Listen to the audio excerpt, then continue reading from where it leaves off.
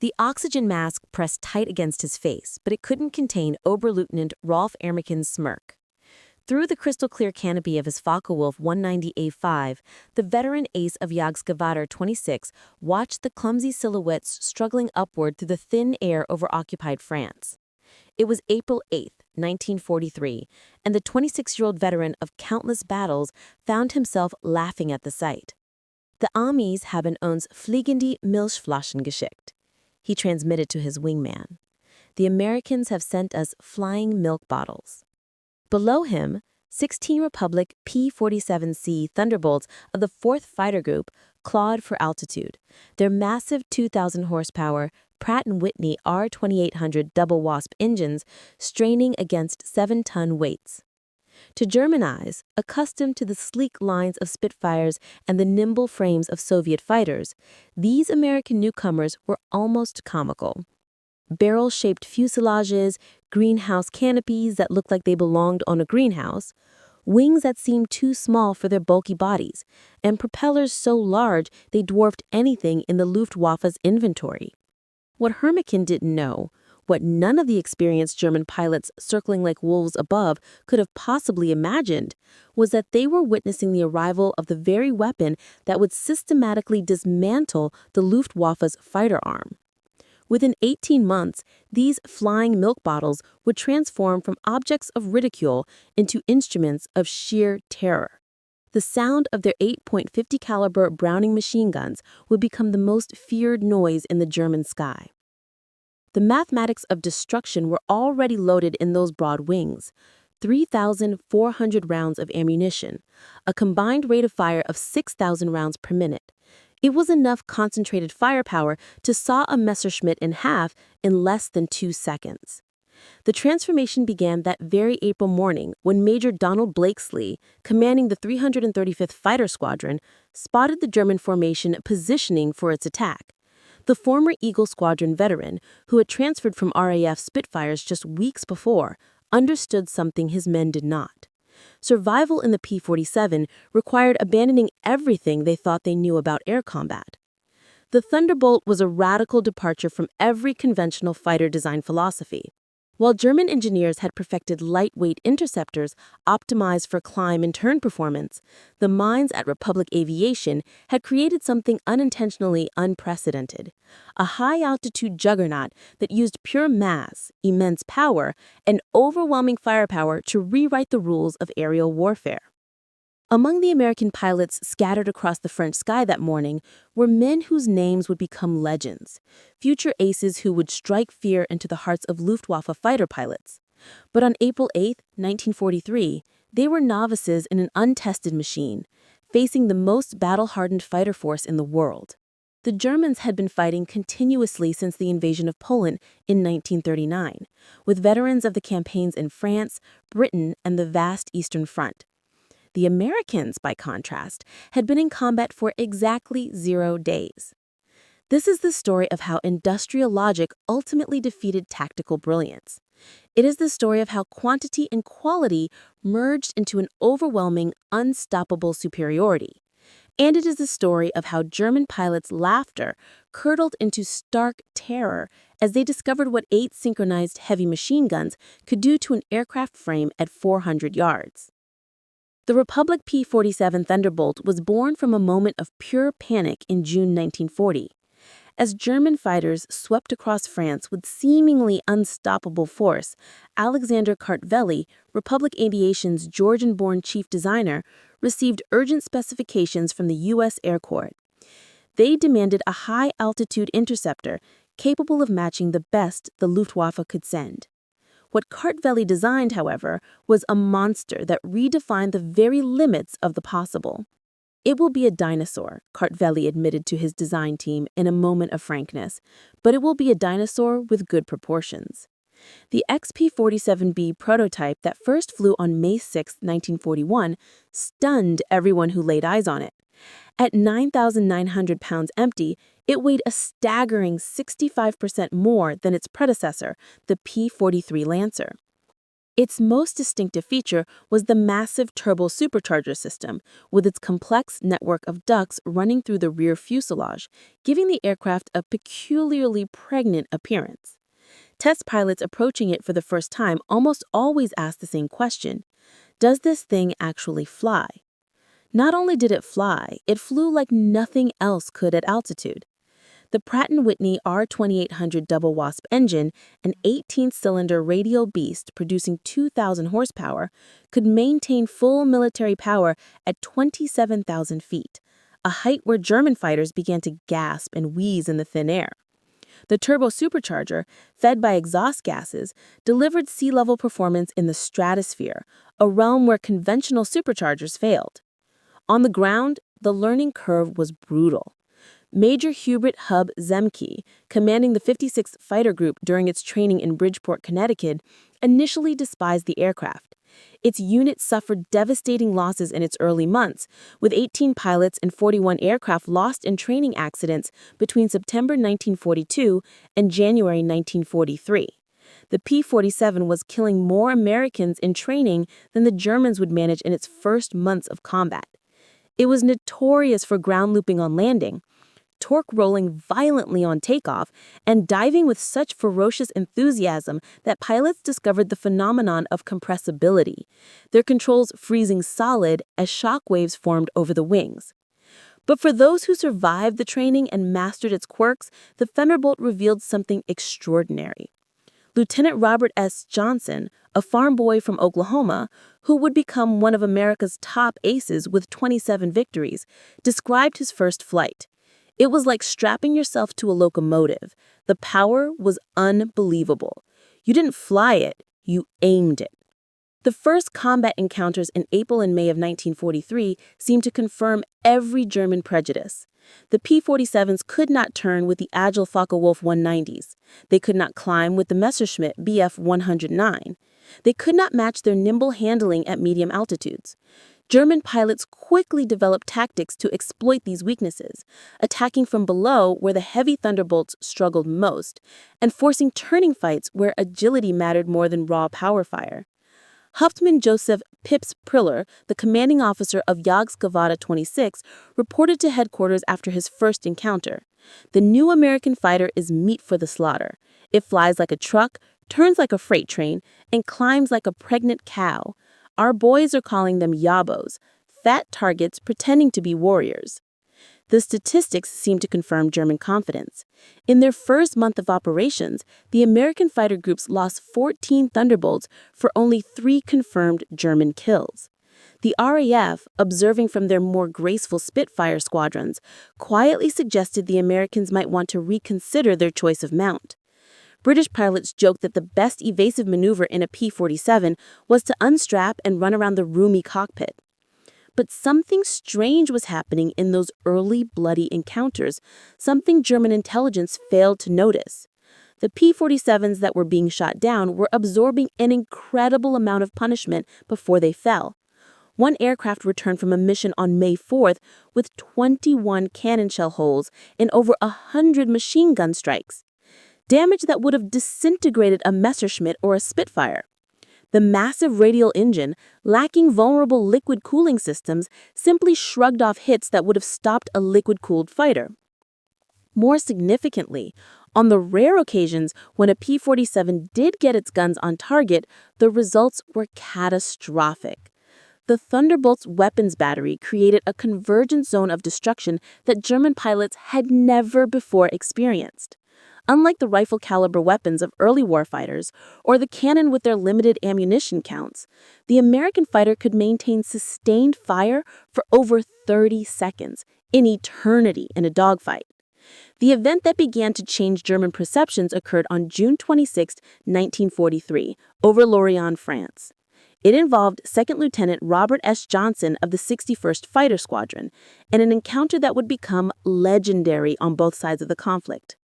Johnson's formation of 48 P-47s was returning from escort duty when they were bounced by 16 Focke-Wulf 190s from II by JK-26, led by Hauptmann Wilhelm Ferdinand Galland, the younger brother of the famous general Adolf Galland.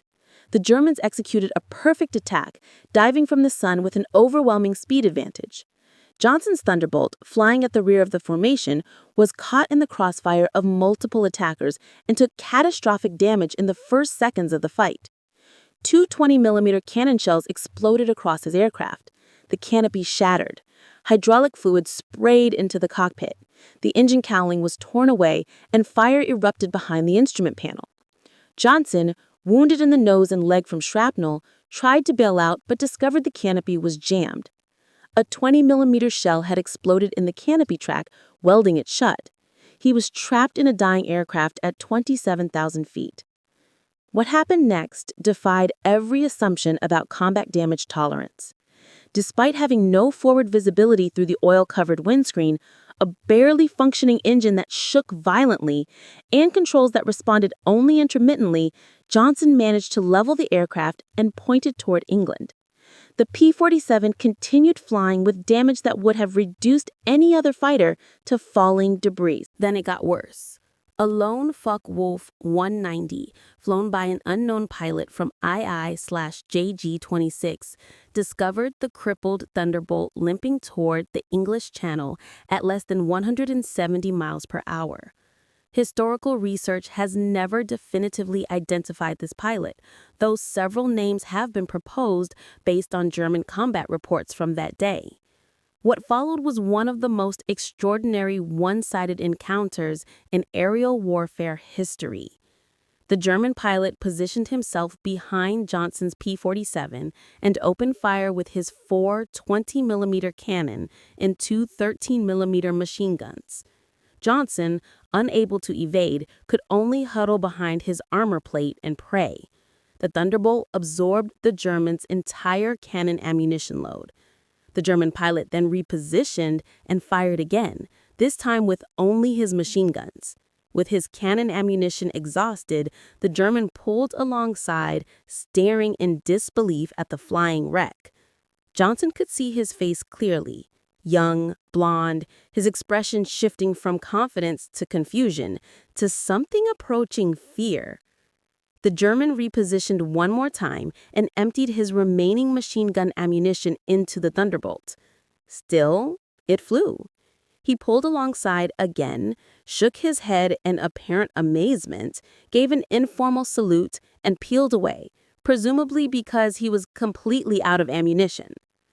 Johnson's P-47 landed at RAF Manston with its engine failing on the runway. The crew chief stopped counting bullet and shell holes after reaching 200. One cannon shell had exploded inches from Johnson's head. Another had detonated against the armor plate behind his seat. The engine had taken multiple direct hits. The control cables were partially severed. 3 of the 4 main longerons, the structural backbone of the fuselage, were shot through. Yet, the aircraft had brought him home. The survival of Johnson's aircraft sent shockwaves through both air forces. American engineers studying the wreckage realized they had profoundly underestimated their own creation. German intelligence, receiving combat reports from the second section of JG-26, initially refused to believe them. No aircraft could absorb that much punishment. But testimony from multiple German pilots who had been present confirmed the impossible. The Thunderbolt had taken everything the Luftwaffe's best fighter could deliver and had simply refused to die. By July 1943, American pilots were starting to learn how to exploit the P-47's true strengths. Lieutenant Colonel Hubert Hub Zemke, the 56th Fighter Group commander, had discovered the secret through brutal trial and error. Don't turn with them. Don't climb with them at low altitude. Use your weight. Use your power. Use your guns. The Thunderbolt's massive weight, initially its greatest perceived disadvantage, became a weapon in its own right. In a dive, nothing in the European theater could catch it. From 30,000 feet, a P-47 could reach 550 miles per hour, faster than any German fighter could achieve, even in a vertical dive. This tremendous speed could then be converted back into altitude in a zoom climb that left any pursuing fighters staggering helplessly behind. Captain Walter Bud Mahurin, who would become one of the first American aces in Europe, developed what became known as the boom and zoom tactic, though the pilots themselves called it the Thunderbolt turkey shoot. Instead of engaging in traditional swirling dogfights, P-47 formations would climb to 30,000 feet or higher, altitudes where German fighters could barely operate. When Luftwaffe fighters appeared below, the Thunderbolts would roll inverted and dive, reaching speeds that made deflection shooting impossible for the defending Germans. At the bottom of these screaming dives, the American heavy machine guns would speak. German pilots who survived described it as facing a wall of lead. The combined firepower created an impenetrable zone of destruction. Aircraft caught in this convergence pattern didn't just fall, they disintegrated. The true, horrifying revelation of American firepower came during the infamous double raid on Schweinfurt and Regensburg on August 17, 1943, the deepest penetration into German airspace attempted to that date. This mission would demonstrate both the P-47's limitations, its range, even with drop tanks, was still finite, and its terrifying effectiveness when employed properly. Major David Schilling, leading the 62nd Fighter Squadron, encountered a formation of Messerschmitt Me-110 destroyer aircraft positioning to attack the B-17 formations with their heavy cannon and rocket armament. The twin-engine German fighters, heavily armed but far less maneuverable than single-engine fighters, were the Luftwaffe's specialized bomber killers. Schilling's flight of 4 Thunderbolts rolled into their attack dive from 28,000 feet. Officer Heinrich Roth, a gunner in one of the Me-110s who survived the encounter, later recounted in a post-war interrogation. The American fighters came down like hammers from heaven. I opened fire at 800 meters. Good hits. I saw them strike the fighter's wing. The P-47 didn't even wobble. Then he fired. The aircraft ahead of us simply came apart. Not shot down, destroyed. Wings separated from fuselage, tail severed, the crew compartment shredded into metal confetti. In 2 seconds, a 110 became nothing. 8 Messerschmitt 110s were destroyed in less than a minute. The German pilots had never experienced such concentrated firepower. Each P-47 carried 425 rounds per gun, 3,400 rounds total, weighing nearly 900 pounds. At the standard convergence distance of 300 yards, all 8 guns' ballistic paths intersect in a zone roughly 6 feet in diameter. Anything caught in that zone faced over 100 half-inch projectiles per second, each traveling at 2,900 feet per second. The ammunition itself was a revelation of American industrial capacity. While German fighters struggled with limited cannon ammunition, typically 120 to 200 rounds for a 20-millimeter weapon, American pilots could maintain fire for over half a minute. The standard combat load mixed armor-piercing, incendiary, and tracer rounds in patterns designed to both destroy structure and ignite fuel. Lieutenant Colonel Francis Gabby Gabreski, who would become the top American ace in Europe with 28 victories, described the effect simply. When you hit them with all 8, they don't just go down, they explode. I saw a 109 literally cut in half, the tail falling one way, the nose and wings another. The pilot never knew what hit him. By September 1943, the Luftwaffe was discovering another horrifying reality about the P-47. Its performance improved dramatically with altitude, while their own fighters suffered. The turbo-supercharged double Wasp engine maintained its rated power output all the way up to 30,000 feet. German fighters, relying on single-stage or two-stage mechanical superchargers, saw their performance degrade significantly above 25,000 feet. Oberleutnant Hans Philipp, one of Germany's most successful aces with 206 victories, encountered this reality fatally on October 8, 1943. Leading Jagdgeschwader 1 against a B-17 formation at 28,000 feet over Bremen, Philipp found his FW-190A6 sluggish and unresponsive in the thin air. The BMW 801 engine, powerful at medium altitudes, was gasping for oxygen nearly 6 miles above the Earth.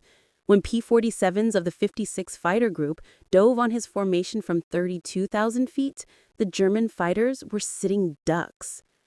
Robert Johnson, now an experienced combat pilot on his way to A status, was flying at 31,000 feet when he spotted Philipp's distinctive FW-190 with its elaborate nose art. Johnson's combat report was clinical.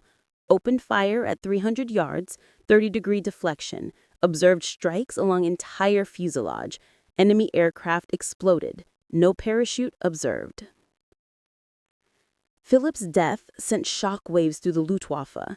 If one of their very best, a man who had survived over 500 combat missions on both the Eastern and Western fronts, couldn't survive against the Thunderbolt, what chance did the average pilot have? The German High Command ordered an immediate, thorough investigation into the P-47's capabilities. The report delivered to Reichsmarschall Hermann Göring in November 1943 was sobering. The Thunderbolt's service ceiling exceeded 42,000 feet, higher than any German fighter could reach. Its dive speed approached the sound barrier. Its armor included a 3/8-inch steel plate behind the pilot, a half-inch bulletproof glass windscreen, and armored deflection plates around the engine. Most disturbingly, its rugged construction allowed it to absorb damage that would destroy 3 conventional fighters and still return home. In January 1944, a new variant began arriving in England that would complete the transformation of the Thunderbolt from laughingstock to nightmare. The P-47D-22 featured a Hamilton standard hydraulic propeller with paddle blade props. These were 13 feet in diameter with broad cord blades that bit into the air like massive oars. The improvement in climb rate was immediate and dramatic. Where earlier Thunderbolts had climbed at an anemic 2,200 feet per minute at sea level, the paddle blade variants could achieve 3,000 feet per minute, matching or even exceeding German fighters at most altitudes. The massive propeller also improved acceleration, allowing P-47s to build energy faster in level flight. Hauptmann Heinz Noka of Jagdgeschwader 11, a veteran with over 200 combat missions, encountered the new variant in February 1944 during a bomber interception near Hanover. He wrote in his combat diary, "The fat American fighters have learned to climb. We bounced a formation near Hanover, expecting our usual advantage. They turned into us and climbed with us. When we tried to disengage, they followed us up to 30,000 feet. Schmidt was caught and blown apart. Nothing left but smoke and fragments. These are not the same machines we laughed at last year."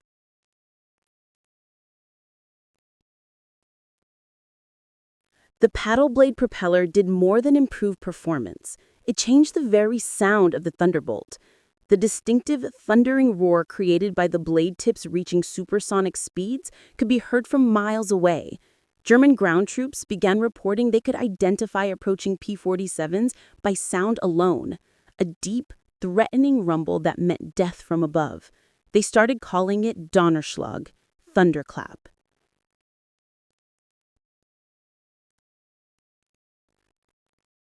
By March 1944, P-47s equipped with external fuel tanks could escort bombers deep into the German heartland. The standard configuration carried 2 108-gallon wing tanks or a 75-gallon belly tank, extending their range to over 1,000 miles. But the paddle blade propeller providing improved performance, even when loaded down, Thunderbolts could fight on equal terms immediately after dropping their tanks. The Luftwaffe's desperate response was to concentrate solely on the bombers, hoping to inflict enough losses to stop the American daylight campaign for good. But this required flying through the P-47 escort screen, a proposition that was becoming increasingly suicidal. German pilots developed a grudging respect that bordered on fear for the big American fighters. Major Gunther Rall, one of Germany's top aces with 206 victories, mostly on the Eastern Front, survived an encounter with P-47s on March 6, 1944, that left him badly wounded. He recalled in a post-war interview, "We saw them above us, fat silhouettes against the sun. Someone laughed and said, 'Here come the flying pigs.' Nobody was laughing 30 seconds later. They came down like an avalanche, faster than we could react. The first pass destroyed 3 of our fighters, just gone, transformed into burning debris. Their guns didn't fire in bursts like ours. They poured out solid streams of fire. Getting caught in that stream meant instant death." The long-range escort missions revealed another key P-47 advantage: endurance.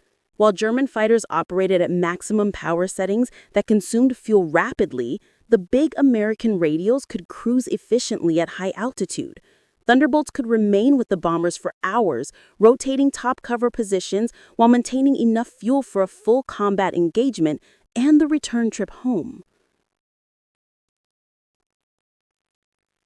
As more P-51 Mustangs arrived in the spring of 1944 to take over the very long-range escort duties, P-47 units increasingly focused on ground attack, a role for which they would become the most feared and effective aircraft in the entire European theater.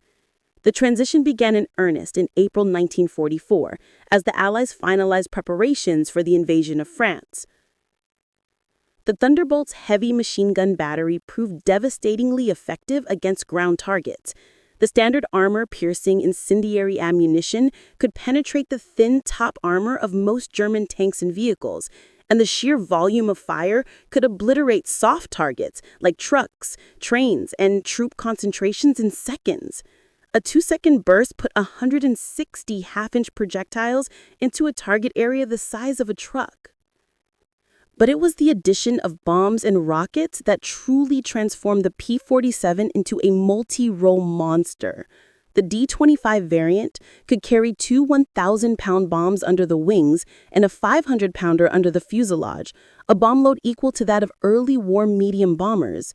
Later variants added zero-length rocket stubs for 10 5-inch high-velocity aircraft rockets, HFARs, each equivalent in power to a 105mm artillery shell.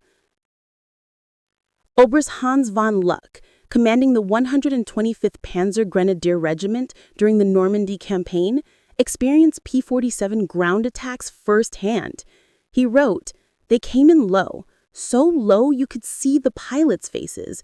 The sound was terrifying, engines roaring, rockets screaming, then the hammer of those heavy machine guns. A column of our trucks simply ceased to exist in one pass. The psychological effect on the men was devastating. They called them yabos, but these were something beyond that. They were flying artillery with the accuracy of snipers." On June 6, 1944, the Luftwaffe discovered just how completely the balance of power had shifted. Over 500 P-47s provided air cover for the invasion fleet and beaches, creating an impenetrable umbrella over Normandy. German fighters attempting to reach the landing zones were systematically massacred. Oberleutnant Wolfgang Fischer of Jagdgeschwader II, one of only 3 German pilots to actually reach the beaches that day, reported, "The sky belonged to the Americans. Thunderbolts were stacked from sea level to 30,000 feet. We tried to break through at dawn. 12 fighters from our group. I was the only one to return. The P-47s were waiting at every altitude. You couldn't climb over them, couldn't dive under them. Their guns turned our fighters into aluminum rain." In the weeks following D-Day, P-47 systematically destroyed German mobility in daylight. The statistics were staggering. In June 1944 alone, 9th Air Force Thunderbolts claimed the destruction of 651 locomotives, 3,847 trucks, 512 tanks and armored vehicles, and 4,553 horse-drawn vehicles. The Wehrmacht was forced to move only under cover of darkness, severely hampering their ability to respond to the Allied breakout from the beachheads. The Germans tried The Germans tried everything to counter the Thunderbolt threat. They reinforced vehicle armor, deployed flak guns in their thousands, and developed new camouflage techniques. Nothing worked. The P-47's combination of speed, armor, and overwhelming firepower made them nearly invulnerable to ground fire. Even the feared 88mm flak guns struggled to track the fast-moving fighters at treetop height. While the Thunderbolt was devastating the Luftwaffe over Europe, it was simultaneously proving its immense worth in the Pacific theater. The 348th Fighter Group, operating from New Guinea, discovered that the aircraft's qualities, its long range, devastating firepower, and incredible durability were perfectly suited to the vast distances and harsh conditions of the Pacific War. Colonel Newell Careby, commanding the 348th, developed aggressive new tactics specifically for the P-47 in the Pacific. On October 11, 1943, Careby led 4 P-47s against a formation of 40 Japanese aircraft over Wewak. In a stunning display of the Thunderbolt's capabilities, he shot down 6 enemy planes in a single mission, a feat for which he would be awarded the Medal of Honor. The Japanese, accustomed to fighting more nimble but fragile American fighters like the P-40 and the early model P-38s, were utterly unprepared for the P-47's combination of brute strength and firepower. Japanese ace Saburo Sakai, who encountered P-47s over New Guinea, later wrote in his memoirs, "We called them Oni, monsters.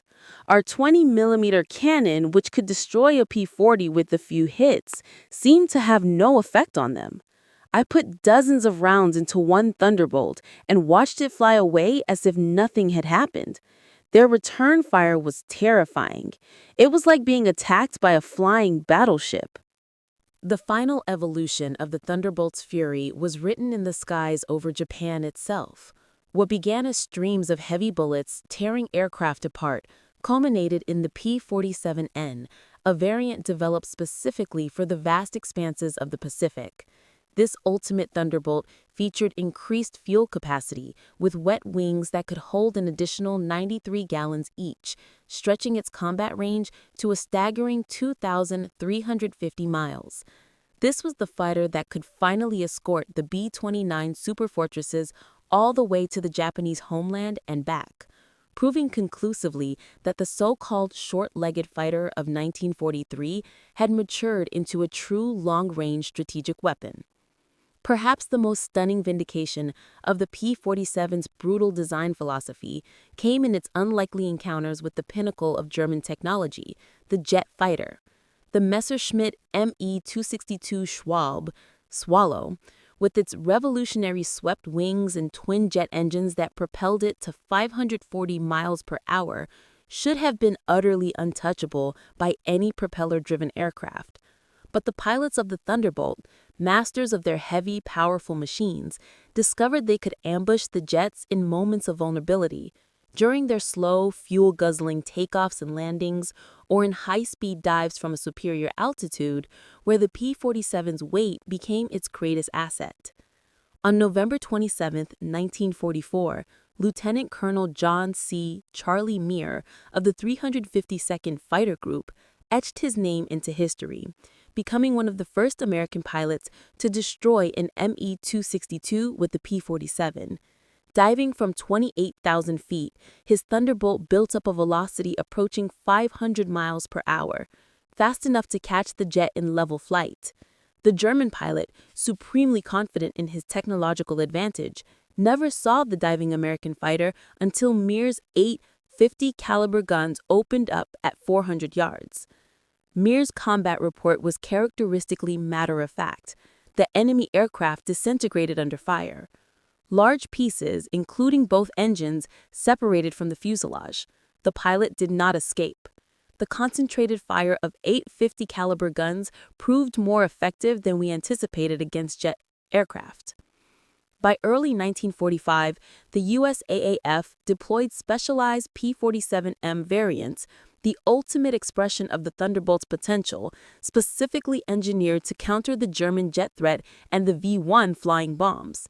With water methanol injection boosting the mighty R2800 engine to an incredible 2,800 horsepower and refined aerodynamics smoothing its lines, these ultimate Thunderbolts could reach 470 miles per hour in level flight at 30,000 feet, fast enough to intercept even the jets under the right conditions.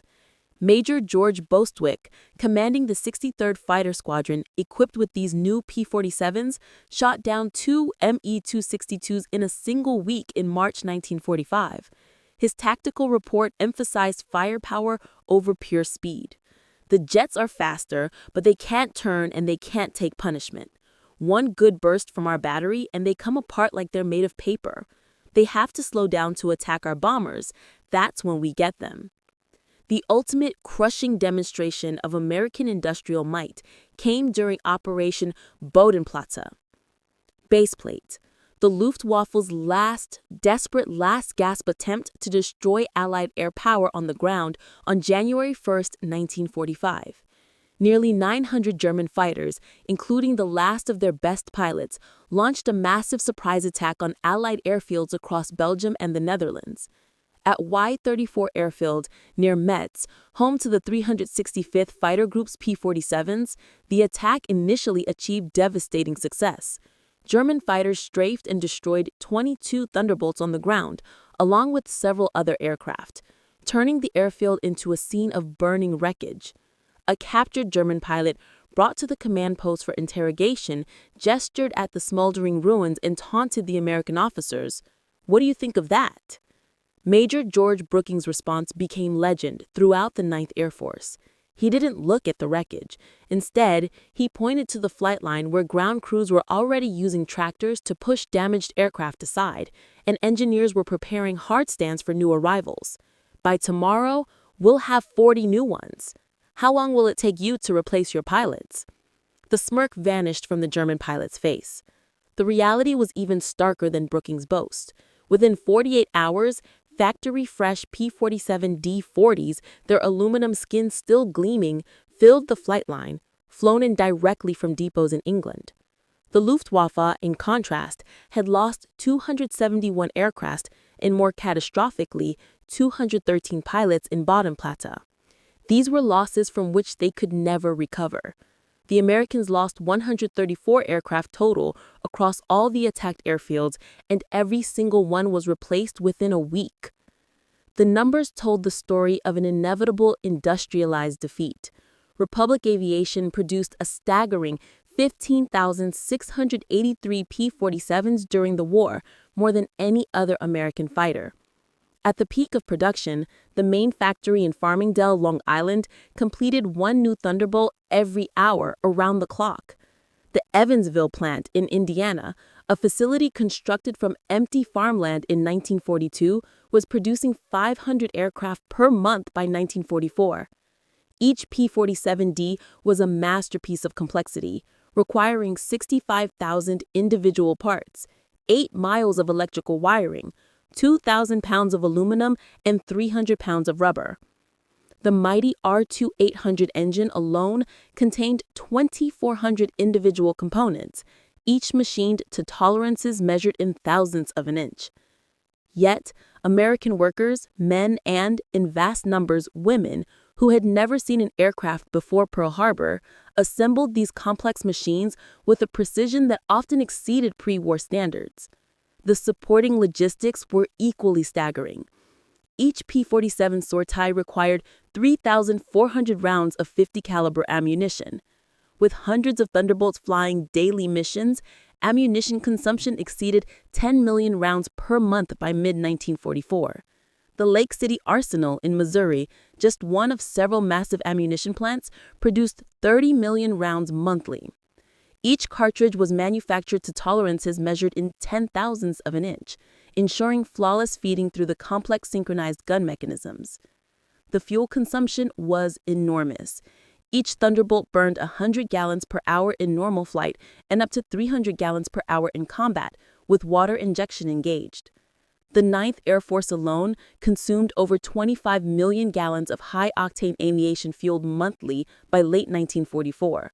All of it shipped across the U-boat-infested Atlantic Ocean in tankers that were themselves products of America's unparalleled mass production. Even more impressive than the production of machines was the production of men. By 1944, the United States was graduating 30,000 pilots annually from advanced training programs, more pilots than Germany had trained in the entire war. Each P-47 pilot received a minimum of 400 hours of flight training before entering combat, including 100 hours in advanced fighters. German pilots, by tragic contrast, were being rushed into combat with less than 100 hours total flight time by the end of the war. The quality gap was a chasm. American pilots arrived in England thoroughly trained in formation flying, instrument navigation, gunnery, and tactical doctrine. They'd practiced against captured German aircraft and studied their enemy's capabilities intimately. Lieutenant Eugene Roberts, who arrived in England in September 1944, exemplified this overwhelming training advantage. I had 420 hours in my logbook, including 75 hours in the P-47. I'd fired at towed targets, practiced deflection shooting until it was muscle memory, studied gun camera film from actual combat. My first mission, I knew exactly what to do. The German pilot I faced couldn't have half my experience. It wasn't even a fair fight. In March 1945, Hauptmann Josef Pips Priller, the same pilot who had mockingly called the P-47's pregnant cows 2 years earlier, was interviewed by German propaganda officials desperate for a morale-boosting story. His statement was deemed far too demoralizing for publication. It revealed the complete transformation in German attitudes. The Thunderbolt is the best fighter bomber ever built. Its firepower is unprecedented. Weapons that never jam, never overheat, never run out of ammunition in normal combat. It carries bombs like a medium bomber, fires rockets like artillery, and fights like a fighter when needed. But beyond the machine is what it represents: unlimited American production. They lose 10, they build 20. We lose 1, it's gone forever. Their pilots arrive better trained than our instructors. They have fuel for training, ammunition for practice, spare parts for everything. We have nothing but courage, and courage without resources is just delayed defeat. We laughed at them in 1943. We're not laughing now. When you hear those guns, you know death has come calling. The sound haunts us. Mechanical, precise, unstoppable. Like everything American, it's about overwhelming material superiority.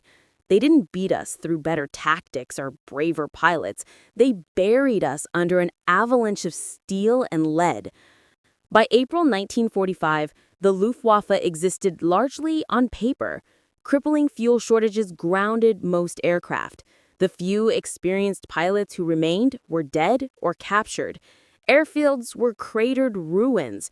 But even with aircraft and fuel, German pilots faced an impossible tactical equation. Attacking meant facing P-47 formations that now owned every altitude, from the treetops to 40,000 feet. Feldwebel Klaus Brettschneider, one of the last German pilots trained in 1945, flew exactly 1 combat mission before the war ended. His encounter with P-47s over Leipzig lasted 12 seconds. I saw them diving from above, 4 Thunderbolts in perfect formation. I tried to turn, but they were too fast. The leader fired from 500 meters. My aircraft shook like it was hit by sledgehammers. The engine exploded, the wings separated. I barely escaped. In the parachute, I watched them destroy my entire swarm. 6 fighters gone in under a minute. The sky rained burning aluminum and bodies. The psychological impact was complete. German pilots developed what medical officers called yabo fever, physical symptoms of stress, sweating, tremors, nausea that appeared when Thunderbolts were reported in the area. Veterans who had faced Spitfires and Hurricanes without flinching became physically ill before missions against P-47s. The distinctive thundering roar of approaching thunderbolts caused instant panic among German ground troops, who knew that survival meant finding cover immediately. The final statistics of P-47 operations defied comprehension. In the European theater alone, Thunderbolt pilots were credited with the destruction of 3,752 enemy aircraft in aerial combat and another 3,315 on the ground. Their ground attack tally was apocalyptic: 86,000 railway cars, 9,000 locomotives, 6,000 armored fighting vehicles, 68,000 trucks, and 60,000 horse-drawn vehicles. In the Pacific, they added another 697 Japanese aircraft in the air, 150 on the ground, 1,500 vehicles, and 150 locomotives to their score, along with countless barges, ships, and installations. The 9th Air Force, primarily equipped with P-47s, flew a staggering 213,873 combat sorties, dropped 120,000 tons of bombs, fired 135 million rounds of ammunition, and launched 60,000 rockets. Thunderbolt units achieved a definitive 4.6-to-1 kill ratio in aerial combat while maintaining the lowest loss rate of any Allied fighter-bomber. Behind these cold numbers lay an incalculable human cost.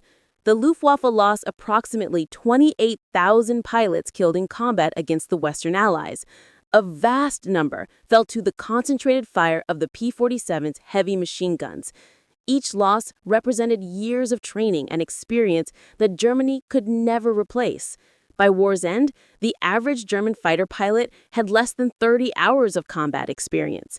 The average P-47 pilot had over 200. At the Luftwaffe's interrogation center at Oberleutnant, captured Allied pilots were systematically debriefed by German intelligence. The records, captured intact in 1945, revealed the evolving German assessment of Allied aircraft. The file on the P-47, updated continuously throughout the war, showed the complete reversal of opinion. An entry from April 1943 read, "Large, unmaneuverable fighter, inferior to German types in all performance parameters except dive speed. Machine gun armament insufficient against cannon-armed fighters. Assessment, minimal threat." By December 1943, the assessment had shifted.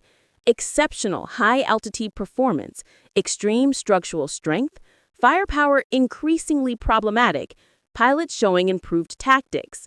Assessment, significant threat above 25,000 feet. The entry from June 1944 was stark. Dominant fighter-bomber, superior to all German types above 20,000 feet.